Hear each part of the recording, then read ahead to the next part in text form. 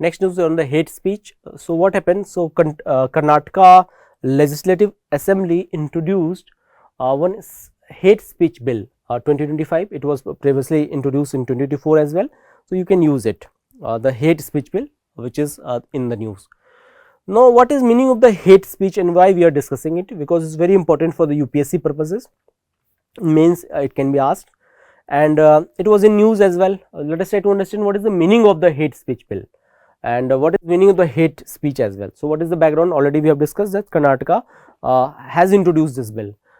Now, hate speech refers to the expression that incites violence, discrimination or hostility against a group based on the identity factors such as religion, caste, ethnicity or the gender. For example, if I am basically explaining something to you and you feel like you are not enjoying it, so you can give me basically feedback which is positive in nature.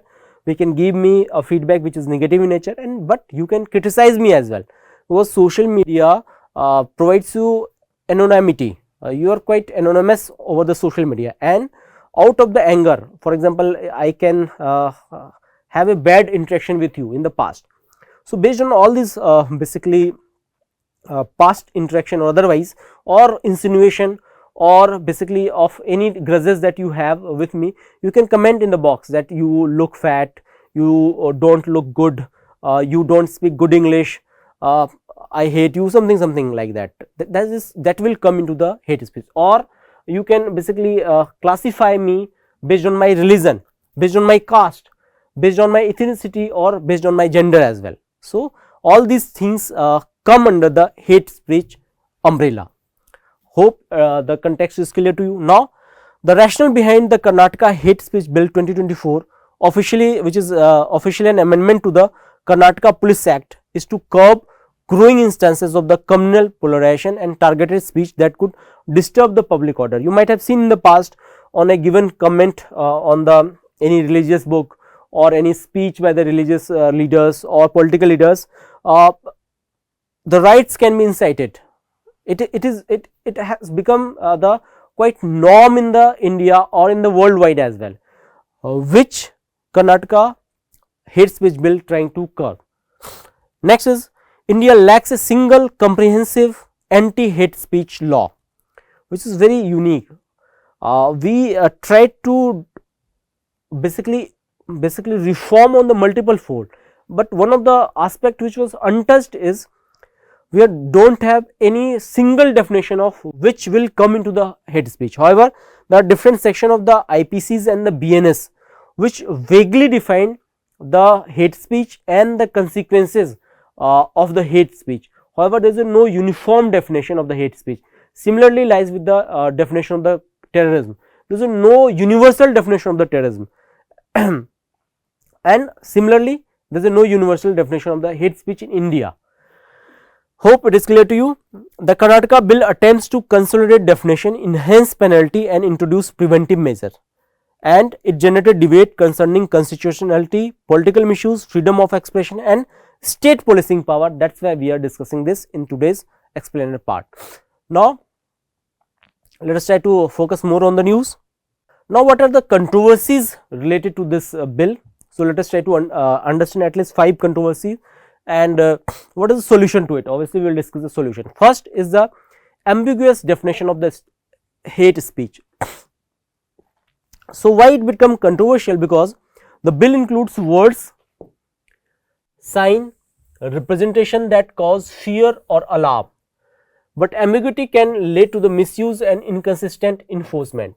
For example, a word can be subjectively interpreted as a hate speech, since there is a vague definition of it. So, it can be misused as well. Also, punishment for the hate speech has been increased from the 3 to 5 year. 3 से 5 हो गया for the repetitive offense, जो offense repetitive करते हैं उनके लिए हो गया है. Rising the proportionality and judicial scrutiny question. There can be proportionate punishment, but it appears that if someone is commenting on any post of a leader and if it comes under the hate speech, one can be jailed for the 5 years. There can be some logic behind it. So, it is not able to pass the proportionality test. That is the issue.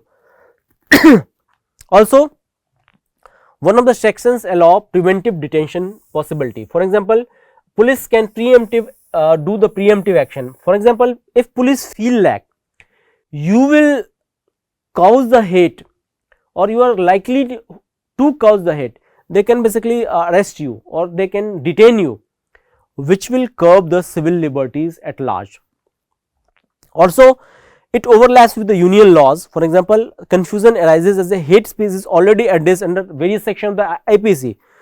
Federalism concern exists since criminal law is in the current list. How only the state government will able to define it, right? This is also a question. Also, it will have the impact on the free speech and the political speech. For example, activists fear chilling effect on the criticism, satire, dissent, especially during the election, because we know that during election people become quite oversensitive. During these time, politicians can use the draconian feature of these kind of the law to silence their opposition, their basically critics. That is also a matter of the concern. Now, what are the unique facts associated with this basically bill? So, Karnataka become the first state to attempt the consolidation of the hate speech law. The bill penalty structure is among the strictest in the state level. Committees such as the Law Commission of India in its 267th report 2014 have recommended a dedicated hate speech law. Also, UN's special reporter noted India's rise on the online hate speech basically trend. In India, social media is used by the large number of the youths. Data is quite cheap, hence anyone and everyone can comment on anyone's post, and resulting increase into the rise of the hate speech in India, which is very sad state to understand, but again it is what as it is. Also, Bangalore itself raised basically witnessed 32% rise in the basically hate speech FIR in the past year, which is also a major of the point of the concern. Now, let us try to understand the major challenges associated with this bill. So, there is a ambiguity in the definition and basically there is a overbreadth of the definition. For example, bill's language likely to cause fear, alarm or hatred is a very vague. If enforcement agency feel like you can create a chaos, they can do the preventive attention, which is very basically a chilling effect on the civil liberties. The Supreme Court in Share Singhal versus Union of India 2015 held that vague term like offensive cannot form basis for criminal liability. Also, United Nations Human Rights Commission warns that broad definitions risk arbitrary enforcement. So, this we have to discuss that the definition need to be very specific rather than vague. Now, what is the root cause behind it? There is a lack of consensus on what constitute the hate speech, that is the root cause. Who are the affected group? Journalist, activist, minority communities and leaders can be impacted.